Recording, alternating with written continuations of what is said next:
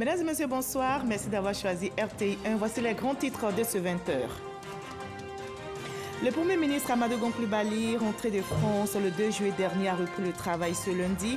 Le personnel de la primature lui a réservé un accueil chaleureux. Le chef du gouvernement ivoirien s'est aussitôt remis à la tâche. Il a enchaîné les rencontres, notamment avec une délégation conduite par l'ambassadeur de la France en Côte d'Ivoire. C'est le temps de briser le silence, de dire non aux violences conjugales. C'est le sujet du dossier de ce 20h. Selon une enquête réalisée par une ONG ivoirienne à Abidjan, 70% de femmes sont battues par leur conjoint. Il faut agir pour stopper ces violences conjugales qui brisent des foyers et tuent. Des femmes victimes témoignent, des ONG se mobilisent. Une autre plaie, une maladie à combattre, c'est le coronavirus. La Côte d'Ivoire bénéficie de l'appui de ses partenaires pour venir à bout de la pandémie. Le Japon décaisse plus de 2 milliards de francs CFA au profit de l'État ivoirien pour mener la lutte. Les deux pays ont signé une convention ce lundi. Le nouveau gouvernement français est connu. L'équipe de Jean Castex a été dévoilée ce lundi. Elle est composée de 17 femmes et 15 hommes. Parmi les nouveaux entrants figure l'avocat Éric Dupond-Moretti qui prend la tête du ministère de la Justice et Gérald Darmanin, ministre de l'Intérieur. Soyez les bienvenus sur RTI 1. C'est sous des applaudissements que le Premier ministre Amadou Gon Coulibaly est entré ce lundi matin à la primature. Le personnel de l'institution lui a réservé, vous allez le voir, un accueil chaleureux. Le chef du gouvernement ivoirien reprend ainsi le travail à peine arrivé de France où il s'était rendu pour des soins. Il a encouragé ses collaborateurs et enchaîné les rencontres, notamment avec une délégation conduite par l'ambassadeur de la France en Côte d'Ivoire, Gabriel Zani. Quand le Premier ministre Amadou Gon Coulibaly arrive ce lundi matin à la primature, le personnel l'applaudit.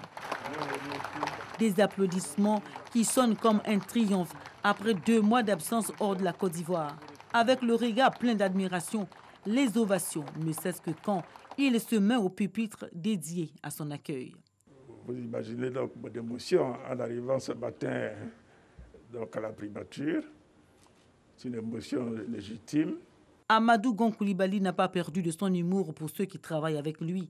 Il encourage, félicite ses collaborateurs et surtout, il allie satisfaction et reconnaissance à l'endroit de son intérimaire, le ministre d'État, ministre de la Défense, Ahmed Bakayoko. Par rapport à toutes les réunions interministérielles, je peux voir que comme à titre personnel, je peux être fier du cabinet du Premier ministre. Et je sais qu'en bonne coordination avec le ministre d'État, Ahmed Bakayoko, la primature donc, a fait son boulot et a tenu. Maintenant, je suis de retour. On reprend le boulot.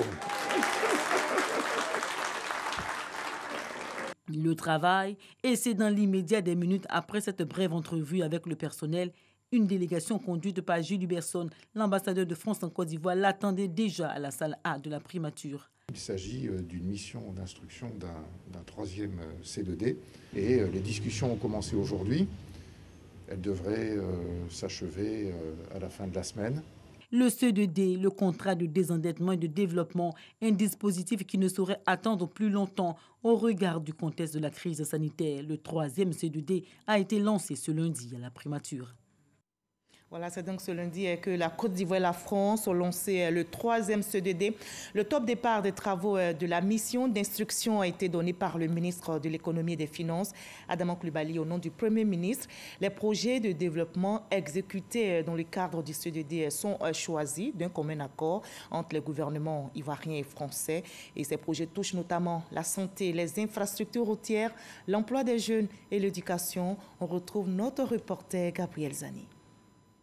La Côte d'Ivoire et la France, les deux parties importantes pour ce partenariat, le 3e C2D, le contrat de désendettement et de développement, le lancement de la mission d'instruction du 3e C2D a été effectué. Cette mission d'instruction vise entre autres à définir le cadre financier pour en dégager la durée, les secteurs de projet à financer, l'enveloppe budgétaire à allouer. De tous les leviers de la coopération, le C2D reste bien la colonne vertébrale du partenariat franco-ivoirien. Le contrat de désendettement et de développement constitue donc un mécanisme innovant de financement du développement. Il permet de combiner des investissements, construction d'écoles et de collèges, réhabilitation de centres de santé, des programmes de formation et de renforcement des capacités. La France, le premier pays bailleur de la Côte d'Ivoire, a mis à exécution 2 programmes successifs de C2D qui ont permis d'apporter des solutions durables à des problématiques liées à la santé et l'emploi des jeunes et à l'éducation. Ce 3e C2D intervient donc à point nommé dans ce contexte de coronavirus. Cette situation affecte grandement la dynamique socio-économique amorcée depuis 2012. Le gouvernement devrait alors redoubler d'efforts pour maintenir la résilience et préparer une reprise d'activité rapide. Il s'agit de renforcer les acquis des programmes engagés avec le CDD dans ces différents domaines. Le renforcement de notre système sanitaire, la diversification de notre économie, notamment pour la production locale de certains matériels et fournitures médicaux, et la formation des professionnels de la santé devront être accélérées. Au cours de la mission d'instruction, il sera question aussi de faire le point des 2 premiers programmes du CDD qui sont actuellement en cours d'exécution. Le premier CDD a été signé en 2012. 8 ans après, ce sont plus de 1100 milliards de francs CFA investis dans des projets de développement. Et dans l'actualité également, le président de l'Assemblée parlementaire francophone, Amadou Soumaoro, a présidé ce lundi 6 juillet une réunion du bureau de l'APF. Il s'agit d'une réunion virtuelle pour débattre de sujets d'actualité. Plus de 5 heures d'échange. À l'ordre du jour, notamment l'actualité sanitaire dominée par le coronavirus. Le bureau de l'APF a planché sur les conséquences de la pandémie de Covid-19. Par ailleurs, le programme de mise en œuvre du portail numérique de l'APF a été abordé. D'autres élus étaient aussi en réunion à Yamoussoukro et il en ressort que désormais, dans notre pays, les agriculteurs, les artistes, les religieux et bien d'autres travailleurs indépendants auront un régime de prévoyance sociale.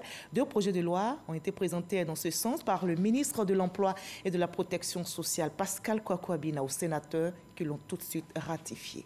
Kader Sogodo.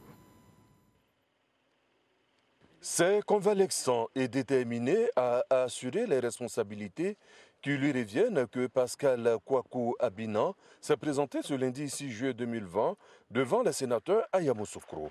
Dans son parafeu, 2 projets de loi, un portant définition et organisation des institutions de prévoyance sociale et un autre portant institution de régime de prévoyance sociale des travailleurs indépendants.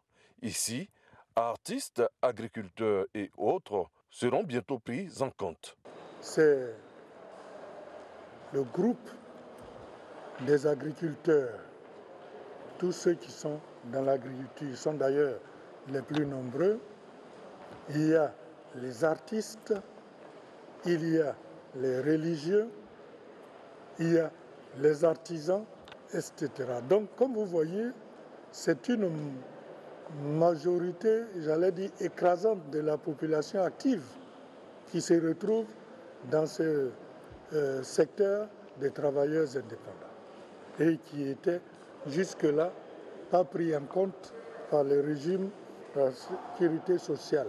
À la demande des groupes parlementaires, les sénateurs ne feront aucune difficulté pour ratifier les 2 projets de loi.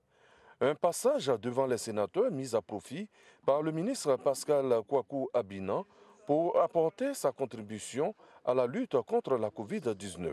Il a été atteint par cette maladie, il s'en est sorti, les souvenirs douloureux demeurent. Je me suis retrouvé à l'hôpital et après des examens, on me dit que je suis atteint de la maladie. Donc j'ai fait le confinement, le traitement pendant 2 semaines et le professeur qui m'a suivi m'a déclaré guéri. Je recommande à ceux qui ne croient pas encore, c'est une maladie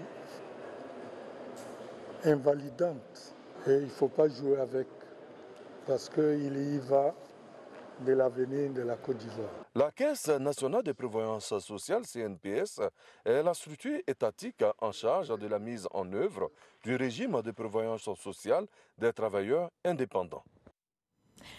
Et s'il était temps de briser le silence, de dire non aux violences conjugales, il le faut maintenant. Les statistiques sont alarmantes. 70% de femmes sont battues par leur conjoint, selon une enquête réalisée dans le district d'Abidjan par une ONG. Et le plus difficile pour ces femmes victimes, c'est d'en parler, de porter plainte. Et pourtant, ces violences brisent bien de foyers et tuent. comment changer alors la donne? Des femmes ont accepté heureusement de briser la muraille.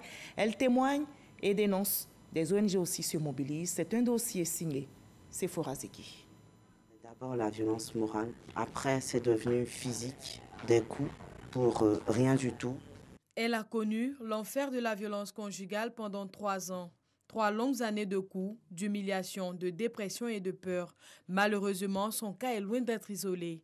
En Côte d'Ivoire, une enquête du ministère de la Femme, de la Famille et de l'Enfant a révélé en 2018 que 91,91% de femmes sont victimes de violences. Certaines d'entre elles ont accepté de témoigner. Au début, ça allait, on a fait 25 ans et puis peu de temps après, il m'a présenté une dame. Il m'a dit qu'il veut prendre une seconde épouse. Dès qu'elle est rentrée à la maison, mon calvaire a commencé. Les statistiques font froid dans le dos. En 2019, l'Organisation des citoyennes pour la promotion et la défense des droits des enfants, femmes et minorités a recensé à Abidjan 70% de femmes victimes de violences intraconjugales. Dans ces 70% de femmes-là, il ressort qu'il y a plus de 80% des hommes qui, non seulement qui attestent avoir déjà battu des femmes, leurs partenaires ou leurs conjointes, mais aussi qui justifient ces violences-là. Les violences conjugales peuvent être physiques, psychologiques, verbales, sociales ou économiques. Pour apporter une réponse appropriée à ce fléau, une cellule genre est installée dans 33 commissariats en Côte d'Ivoire. Koumassi, au sud d'Abidjan, commissariat du 36e arrondissement. Cette femme a rendez-vous avec le point focal VBG. Depuis ce mois-ci, il y a un souci à mon mari. Donc il me dit qu'il va me donner un popote, mais il ne le fait pas. Nous avons 4 enfants. 5 minutes d'échange ont suffi au point focal pour entamer une procédure afin de prendre en charge la plaignante. Après avoir pris leur plainte, on leur donne un numéro OP qui les conduit jusqu'au tribunal. La responsable de la cellule VBG du 36e arrondissement, c'est elle, le capitaine Grace Leba. Des 4 premiers mois de l'année 2020, nous avons enregistré 52 cas. Concernant la période du couvre-feu de mars-avril, nous avons enregistré 29 cas. Au total, 326 points focaux VBG sont installés dans tous les commissariats de Côte d'Ivoire. Depuis la période de confinement, beaucoup de cas de violences basées sur le genre nous sont signalés. Et dans cette procédure, nous avons déféré 287 personnes pour des cas de violence toutes confondues, 582 cas dossiers en renseignement judiciaire qui sont allés au parquet et 218 dossiers référés aux partenaires de prise en charge. Il n'y a pas que la police qui est impliquée dans la lutte contre les violences conjugales. L'Association des femmes juristes de Côte d'Ivoire mène elle aussi des actions en vue de protéger les femmes victimes de violences. Elle a installé 6 cliniques juridiques dans le pays. Ce matin, cette femme a rendez-vous avec Patrice, le directeur de la clinique juridique de San Pedro. Il m'a frappé, donc c'est à cause de ça que je suis venu vous voir. Même quand les enfants sont malades, il ne les prend pas pour envoyer à l'hôpital. C'est moi-même qui prends mon argent et les envoie à l'hôpital et puis il paye les ordonnances. De janvier à mars 2020, ce sont plus de 50 cas de violence conjugale enregistrés à San Pedro par Patrice. C'est soit la violence physique qu'exercent les hommes sur leur personne, soit des violences psychologiques, des violences émotionnelles, en tout cas toutes sortes de souffrances qu'elles endurent dans leur foyer. La violence conjugale entraîne des conséquences graves qui peuvent aller de troubles psycho-émotionnels jusqu'au décès de la victime. Des enquêtes ont aussi révélé 26 cas de féminicide qui ont eu lieu entre janvier et octobre 2019 à Abidjan. Les victimes de violences conjugales ne dénoncent pas les violences dont elles sont l'objet par crainte de représailles ou de stigmatisation et préfèrent le règlement à l'amiable. Je me dis quelque part, c'est le père de mes enfants. Mes enfants pourraient m'en vouloir si demain leur père part en prison par ma faute. Dès que tu portes plainte, toute la communauté, tout le village est contre toi. La plupart de ces violences sont tues et tuent silencieusement des milliers de femmes. Mais d'où est-ce que cette violence tire-t-elle son origine? Il y a la jalousie excessive des hommes, il y a l'alcool, il y a aussi des disputes de couple qui entraînent des violences conjugales. On va dire quelques chicanes de couple. avec l'évolution du temps, les femmes n'acceptent plus cette domination. Elles commencent à s'émanciper, alors que nous avons été éduqués à la base par le fait que les femmes sont soumises aux hommes. Comme la violence, c'est un abus de pouvoir, l'homme va faire usage de son pouvoir. C'est connu, les violences conjugales constituent une violation des droits fondamentaux des femmes. Alors, que fait le Conseil national des droits de l'homme, CNDH? Elle vient voir le département requête et investigation. Ouais, c'est vrai. Et il y a donc des personnes là-bas qui ont été choisies pour l'écoute. Donc, qui vont l'écouter, qui vont prendre des notes à partir de tout ce qu'elle a dit. Si elle a fait un mémo, ce mémo sera analysé. Nous avons des juristes ici qui vont donc traiter son dossier et à partir de là, le CNDH va l'accompagner. Les violences conjugales, un phénomène qui interpelle les autorités. Elles s'engagent à corser les actions de lutte contre les violences que subissent les femmes, d'où la création en 2000 d'un comité national de lutte contre les violences faites aux femmes et aux enfants. Désormais, elles ne sont pas seules, c'est pourquoi nous parlons de prise en charge holistique, de prise en charge intégrée. Parce que tu peux être victime d'une paire de gifles, mais la conséquence peut être autre. Il n'existe pas de centre d'accueil pour les femmes victimes, certes, mais des mesures d'accompagnement existent pour assurer leur sécurité. On a des familles qui acceptent d'héberger ces femmes-là. Un temps soit peu, juste le temps que nous puissions régler ces problèmes sécuritaires pour pouvoir vraiment aider ces femmes-là à être restaurées dans leur dignité, à être restaurées dans leurs droits. Plusieurs instruments juridiques ont été ratifiés par la Côte d'Ivoire pour protéger la femme des violences. Il s'agit entre autres de la Déclaration universelle des droits de l'homme de 1948, de celle de Beijing de 1995 et de la Convention sur l'élimination de toute forme de violence à l'égard des femmes. À côté de ces accords internationaux, des textes et lois nationaux existent eux aussi, mais dans la pratique, des défis restent à relever. Au niveau législatif, il faudrait que, conformément aux recommandations du Comité pour l'élimination de la discrimination à l'égard de la femme, que justement on ait ce régime spécial de répression de l'ensemble des violences faites aux femmes et des violences conjugales en particulier. Ça, c'est la première chose pour que nous puissions arriver à la tolérance zéro.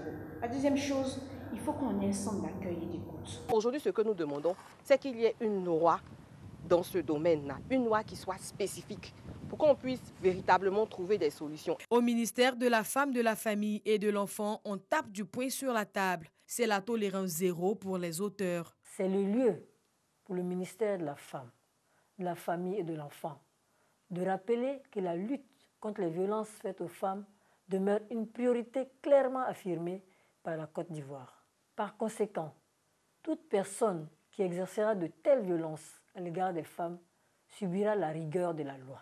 Malgré les mesures prises ça et là pour freiner le phénomène des violences conjugales, les bourreaux sont toujours en liberté. En refusant coups et blessures, c'est toute l'histoire de leur famille qu'elles ont décidé de changer. Voilà, face donc aux violences conjugales, brisons le silence. C'était un dossier réalisé pour vous par Sephora Zegui. Autre plaie, une maladie à éradiquer de la société, c'est le coronavirus. La lutte s'accentue en Côte d'Ivoire. Le pays mise sur la sensibilisation pour venir à bout de la pandémie.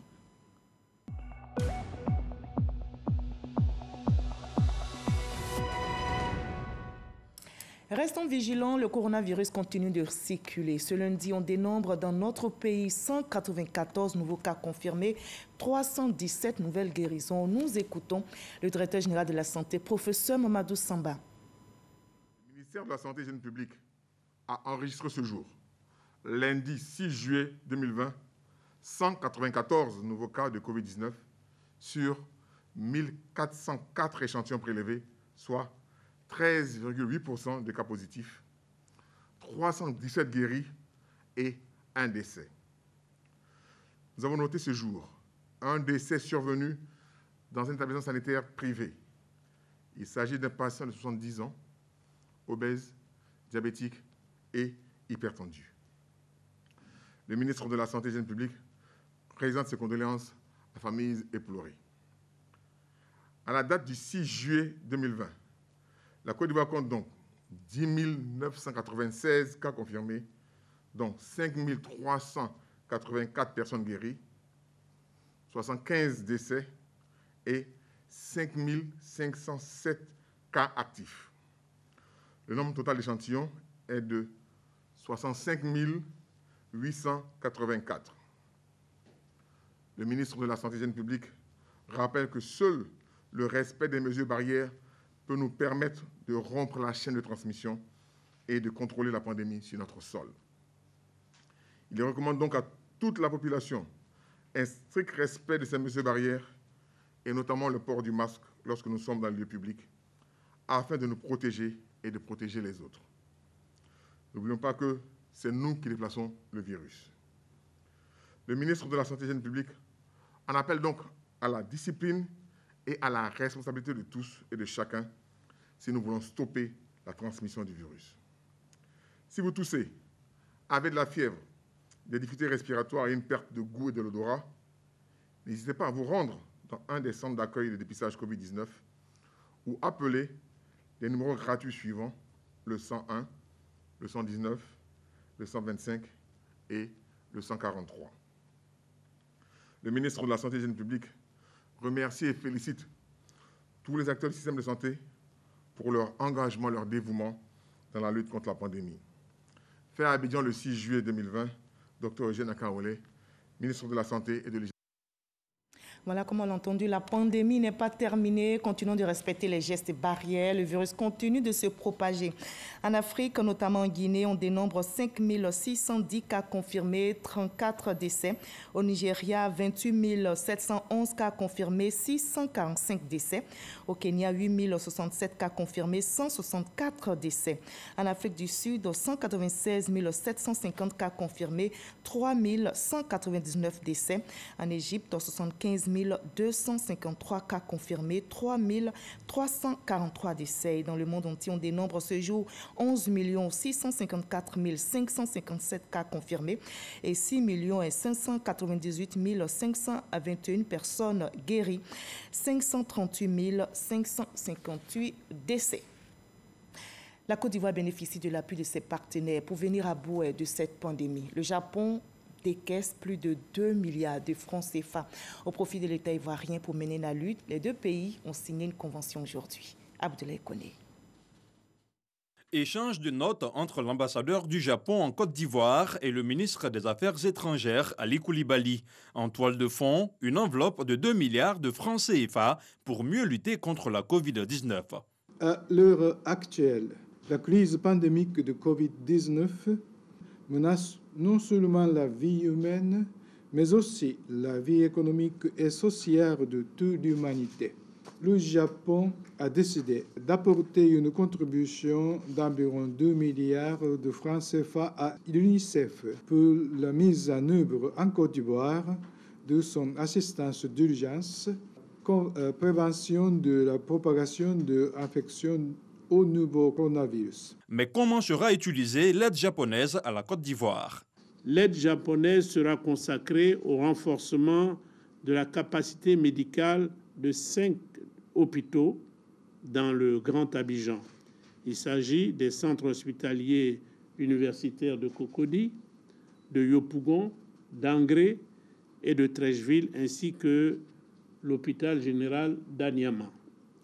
Au moment où le monde est confronté à une des crises sanitaires les plus virulentes de ce siècle, je voudrais relever le caractère salutaire de cet appui qui, j'en suis convaincu, permettra d'optimiser les capacités de ces établissements sanitaires pour le grand bien de nos populations. Ces deux nouveaux actes de collaboration axés sur le bien-être des populations ivoiriennes viennent renforcer les relations d'amitié et de coopération entre les deux pays. Voilà, on reste solidaire, mais aussi très vigilant car le coronavirus se propage. Et bien, pour le stopper, l'État ivoirien mise sur la sensibilisation. Je vous conduis à présent au 105e point presse du gouvernement où les ministères de la Santé et de la Sécurité réitèrent leur appel au respect des gestes barrières. Didier Nguessan. Les 4 et 5 juillet, la police nationale a effectué 5 880 contrôles et mis en fourrière 97 véhicules, soit un taux de satisfaction de 98% selon Bleu Chalmagne. Une bonne note atteignée toutefois par la reprise de plus belle à Abidjan et Boaké de l'activité des engins à 2 et 3 roues. La police nationale s'interroge sur l'exercice pratique de cette activité en cette période de pandémie, de même que sur leur conformité. La réglementation des transports de manière générale est au point de la situation sécuritaire de ce jour. Nonobstant les nombreuses opérations quotidiennes de répression des forces de défense et de sécurité, tant à Abidjan qu'à l'intérieur du pays, où leur présence est dénoncée, des acteurs des transports à 2 et 3 roues continuent de s'y adonner, clandestinement, au mépris non seulement de la réglementation du secteur des transports, mais également et surtout des mesures sécuritaires et sanitaires barrières édictées depuis le 14 avril 2020 par le ministère des Transports. Sur le plan sanitaire, le pays enregistre 48% de personnes guéries du coronavirus et un faible taux de létalité de 0,70%. Cependant, le virus circule de manière active dans les communautés. Ces données prouvent également que les mesures sécuritaires et sanitaires en vigueur ne sont pas suffisamment respectées. La situation actuelle impose qu'on marque une pause pour faire chacun son propre bilan et reprendre les choses en main pour des lendemains meilleurs. Car, il faut le rappeler, le coronavirus en cause dans la pandémie actuelle est extrêmement dangereux, voire mortel. Il est aussi très contagieux et n'épargne personne. Heureusement, on peut s'en prémunir ou l'éviter par l'adhésion ou l'adoption des mesures sécuritaires et sanitaires, dont les mesures barrières qui sont en vigueur. Respectons-les donc. Dr Edith Kwasi encourage les populations à fréquenter les centres de santé et à limiter les visites aux personnes vulnérables. On lutte aussi contre la drépanocytose, mais par le canal de la culture. La cérémonie de récompense de Drespa Slam édition 2020 s'est tenue ce week-end à l'INSAC, Institut des Arts et de l'Action culturelle du Cocody. Le thème retenu pour cette compétition est « Un pour tous, tous pour un », initié par la Fondation LIA. Ce concours de slam a pour but de sensibiliser les pouvoirs publics. Jean Magagui. Bérénice Saraka, 17 ans et étudiante en droit, est sacrée vainqueur de Drepa Slam édition 2020. Un concours de slam qui a pour objectif de sensibiliser et de contribuer à la lutte contre la drépanocytose, une maladie héréditaire du sang. Bérénice, la lauréate, a su convaincre le public parmi les 7 candidats en lice par l'originalité de son message poétique. J'ai été motivée par un ami qui m'a dit « Ah, faudrait participer parce que vraiment, c'est une bonne cause. Et puis, quand on a du talent, il ne faut pas se cacher, il faut toujours oser. » La Fondation LIA, à travers ce concours, espère défendre par la poésie les intérêts des malades atteints de drépanocytose et porter assistance aux familles. Le thème « Un pour tous, tous pour un » en est une illustration. C'est ensemble que nous allons gagner ce combat contre la drépanocytose et que toutes les initiatives, que ce soit individuelles et collectives, permettent de faire avancer la lutte contre la drépanocytose. La marraine de la cérémonie, la ministre Raymonde Goudou Kofi, appelle à la mobilisation de tous. Quand vous écoutez les textes créés par ces jeunes gens, écrits par ces jeunes gens, l'expression, l'utilisation de la poésie pour faire la sensibilisation, je pense que c'est un moyen extraordinaire. Et je pense que tout le monde a été sensibilisé. Je voudrais que l'on se souvienne que la drépanocytose est une maladie insidieuse, une maladie qui affaiblit les enfants et qui touche entre 5 000 et 6 000 enfants. C'est énorme. Le concours de poésie pour la lutte contre la drépanocytose, Drepa Slam, est ouvert aux jeunes de 13 à 18 ans. Le sida capte aussi l'attention. Ce lundi 6 juillet s'est ouverte la 23e conférence de la Société internationale sur le sida à Genève, en Suisse. Dans ce contexte, l'ONU-SIDA a publié son rapport sur l'état de l'épidémie en 2019. Si des progrès sont notés, ils sont bien trop lents et les objectifs fixés ont été manqués. 38 millions de personnes vivaient avec le VIH en 2019 et notez que 90 000 malades en sont morts. La lutte continue donc pour réduire le taux de contamination. Le premier vol domestique après la reprise du transport aérien est arrivé à Bouaké. Le ministre des Transports a accueilli les premiers passagers en provenance de Korogo pour Abidjan. Amadou Koni en a profité pour remettre 2 véhicules de type 4x4 aux gendarmes chargés de la sécurité des aéroports de Bouaké et de Korogo. Ces moyens de mobilité sont des dons de la Sodexam, comme nous le rapporte Chaltatou. Reprise du transport aérien. Le vol domestique assurant la ligne Abidjan-Korogo-Bouaké est arrivé à 14h GMT. Le ministre des Transports à l'accueil des passagers du premier vol domestique en provenance de Korogo. Amadou Kone, venu s'assurer de l'effectivité de la reprise des vols domestiques, a procédé également à la remise de 2 véhicules de type 4x4 offerts par la Sodexam aux gendarmes en charge de la sécurité des aéroports de Bouaké et Korogo. Je voudrais féliciter l'ensemble des équipes, la Sodexam, féliciter Aéria, féliciter Air Côte d'Ivoire et le ministère de la Santé pour toutes les dispositions qui sont prises pour que ces vols se déroulent tel que recommandé par l'OACI. Rassurer nos compatriotes pour dire que les dispositions sont prises pour recevoir les vols internationaux pour faire partir à destination de l'international des vols à partir d'Abidjan. La Côte d'Ivoire avance en matière de sécurité aéroportière. Après Korogo et Bouaké, les aéroports de Mans et Oudéné connaîtront également des travaux de sécurité aéroportière.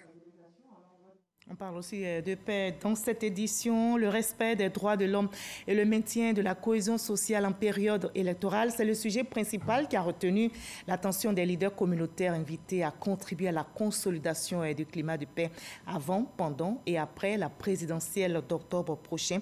Ces leaders ont pris part donc à une session de formation tenue dans la commune de Yopougon. On en sait plus avec notre reporter Walter Amadou Ouattara. À environ 4 mois des élections présidentielles en Côte d'Ivoire, les actions de paix et de maintien de la cohésion sociale sont bien aussi utiles qu'importantes en cette période très sensible, précise Aimé Zébéyou. La direction de la promotion du secrétariat d'État chargé des droits de l'homme initie à cet effet à la mairie de Yopougon un atelier de renforcement de capacité des leaders communautaires et autorités coutumières sur le thème « Le respect des droits de l'homme et le maintien de la cohésion sociale en période électorale ». La secrétaire d'État chargée des droits de l'homme s'est réjouie de l'implication des leaders communautaires. Raison pour laquelle je voudrais me réjouir pour le choix de la commune de Yopougon, cette grande commune cosmopolite, expression du vivre ensemble à l'Ivoirien, par la direction de la promotion des droits de l'homme et de la réglementation, pour lancer sa série d'activités similaires. C'est pour vous un devoir en tant que leader communautaire, mais surtout une obligation en tant qu'homme et surtout partisan de paix et agent de développement, d'être le porte-drapeau, sinon le flambeau, de la promotion et de la protection du droit de vote de chaque citoyen. Les leaders communautaires sont invités à être de véritables ambassadeurs de cette paix en expliquant à leurs enfants, voisins, amis et aux membres de leur communauté l'importance du respect des droits de chacun. Et la paix est aussi promue par l'ACCD, l'Association des cadres du Centre pour le développement, présidée par le ministre Amédée Kofi Kouakou, et continue de ratisser pour le RHDP. 3 membres du gouvernement originaires du centre ont conduit une forte délégation de l'ACCD dans les départements de Toumoudi et de Guékano. Le reportage est signé Léon Bro. D'Assenze à Mounian, en passant par Yobouekro dans le département de Guékanou, comme à Akwekwa-Diokro et à Gbansou, département de Toumoudi, une seule explication de ce périple de l'Association des cadres du Centre pour le développement, partager avec les populations les raisons du soutien de l'ACCD au RHDP, parti voulu par le président Alassane Ouattara pour perpétuer l'œuvre d'unité, de paix et de développement de feu le président Félix Houphouët-Boigny, selon le ministre Amédée Kouakou. Nos parents traditionnellement étaient PDCI-RDA, mais PDCI-RDA d'Houphouët-Boigny. Et aujourd'hui, le PDCI-RDA d'Houphouët-Boigny est incarné par le RHDP. Et nous devons donc de leur expliquer. Le président de la République, son Excellence Alassane Ouattara, a souhaité passer la main Et le Premier ministre Amadou Gon Coulibaly a été désigné comme le candidat du RHDP. Et donc, nous devions d'expliquer cela à nos parents. À cette explication, en réalité, un appel adhèrent les populations. Akwekwa Diokro répond oui avec notre délégué communal. Je vais rassembler mes jeunes, les femmes, ensemble, on suit le ministre Amédée Kouakou au RHDP. Djekanou et Toumoudi, donc en phase avec le RHDP, et c'est peu dire pour les ministres Brice Kwasi et Raymond Goudou Kofi, ils évoquent ce regard croisé entre le Grand Centre et le RHDP. C'est important que nos parents comprennent que nous sommes dans le développement, que la première préoccupation de son Excellence Monsieur le Président de la République Alassane Ouattara, c'est d'apporter le développement à toutes les populations. Pas seulement les populations du nord, du sud, de l'est et de l'ouest, mais également les populations du centre. Aujourd'hui, le message est passé. Nos parents ont compris. Ils ont compris ce message à Didier Vi. Ils ont compris ce message à Tébissou. Ils ont compris ce message à Djekanou. Ils ont compris ce message à Toumoudi. Ils ont compris ce message dans tout le Vieux-Baoulé. Voilà qui est clair, l'implantation du RHDP dans le Grand Centre, aussi et surtout favorisée par l'ACCD et son président qui multiplie les tournées de sensibilisation. Notez également que l'INJS entame sa rentrée académique sous le sceau de la lutte contre la Covid-19. C'était en présence du ministre des Sports, Paulin-Claude Danho. Ce sont des étudiants respectant la mesure de distanciation physique de 1 mètre que le ministre a trouvé assis dans les salles de classe. Dans son allocution, le directeur général de l'INJS a indiqué que ce sont 1500 masques qui seront disponibles pour les étudiants. Et notons que ces étudiants sont soumis à un contrôle à l'entrée de l'INJS, à la prise de température, au lavage des mains, et les cours à l'INJS pour cette reprise académique vont se dérouler de 8h à 17h. Une page triste.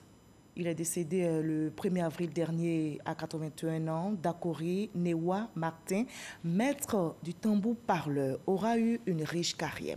Au service de la nation, il a exercé son art à la présidence de la République de Côte d'Ivoire et tous les chefs d'État qui se sont succédés ont apprécié la touche traditionnelle qu'il a apportée. Un ultime hommage a été rendu à l'homme à Ivosep avant son inhumation ce week-end au cimetière de Williamsville.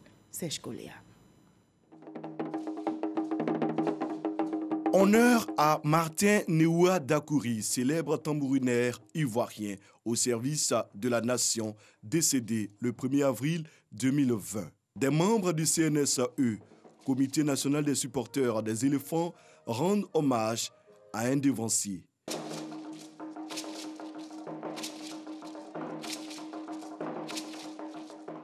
Avec son tambour parleur, l'homme a parcouru les stades d'Afrique pour pousser les éléphants à la victoire. En 1992, après le sacre du Sénégal, le doyen Dakori quitte l'ambiance chaude des stades pour se consacrer désormais et entièrement à l'animation culturelle du palais présidentiel.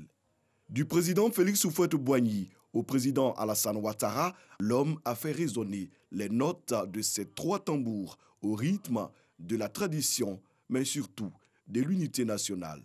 L'aîné de ses enfants, Benjamin Dakori, évoque son père avec beaucoup d'égards.